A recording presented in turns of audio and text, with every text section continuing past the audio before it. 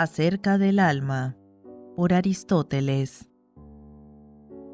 Libro segundo. Capítulo tercero. De cómo se relacionan entre sí las distintas facultades del alma y que ésta ha de definirse a través de aquellas. En cuanto a las antedichas potencias del alma, en ciertos vivientes se dan todas, como decíamos, mientras que en otros se dan algunas y en algunos una sola. Y llamábamos potencias a las facultades nutritiva, sensitiva, desiderativa, motora y discursiva. En las plantas se da solamente la facultad nutritiva, mientras que en el resto de los vivientes se da no solo esta, sino también la sensitiva. Por otra parte, al darse la sensitiva se da también en ellos la desiderativa. En efecto, el apetito, los impulsos y la voluntad son tres clases de deseo. Ahora bien, todos los animales poseen una al menos de las sensaciones, el tacto, y en el sujeto que se da la sensación se dan también el placer y el dolor, lo placentero y lo doloroso. Luego, si se dan estos procesos, se da también el apetito, ya que este no es sino el deseo de lo placentero. De otro lado, los animales poseen la sensación del alimento, ya que la sensación del alimento no es sino el tacto. Todos los animales, en efecto, se alimentan de lo seco y de lo húmedo, de lo caliente y de lo frío, y el tacto es precisamente el sentido que percibe todo esto.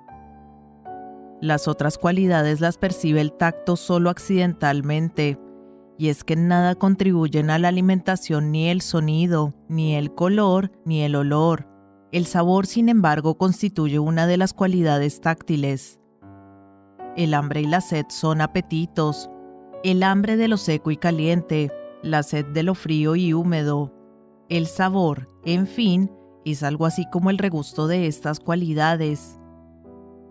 Más adelante se dilucidará todo esto. Baste por ahora con decir que aquellos vivientes que poseen tacto poseen también deseo. Por lo que se refiere a si poseen además imaginación, no está claro y más adelante se analizará. Por lo demás, hay animales a los que, además de estas facultades, les corresponde también la del movimiento local. A otros les corresponde además la facultad discursiva y el intelecto.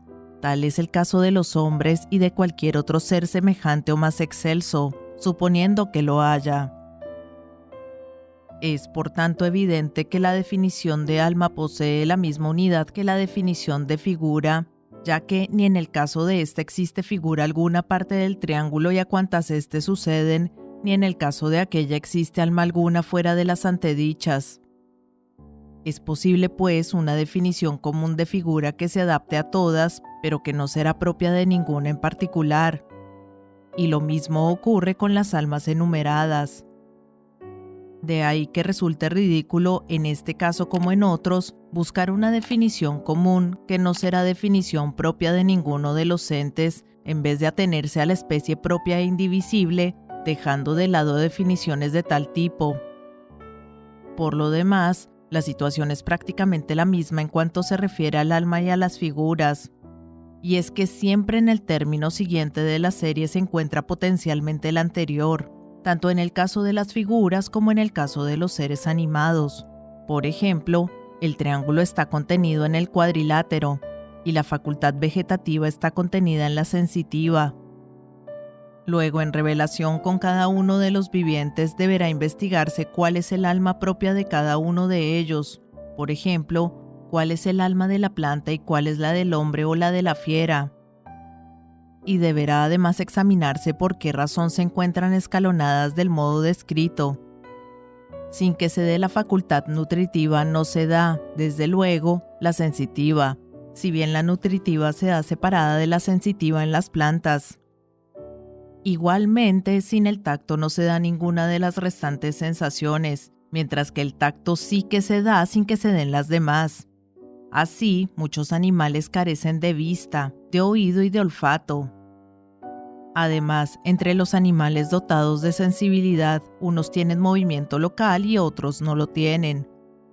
Muy pocos poseen razonamiento y pensamiento discursivo. Entre los seres sometidos a corrupción, los que poseen razonamiento poseen también las demás facultades, mientras que no todos los que poseen cualquiera de las otras potencias poseen además razonamiento, sino que algunos carecen incluso de imaginación, mientras otros viven gracias exclusivamente a esta. En cuanto al intelecto teórico es otro asunto. Es evidente, pues, que la explicación de cada una de estas facultades constituye también la explicación más adecuada acerca del alma.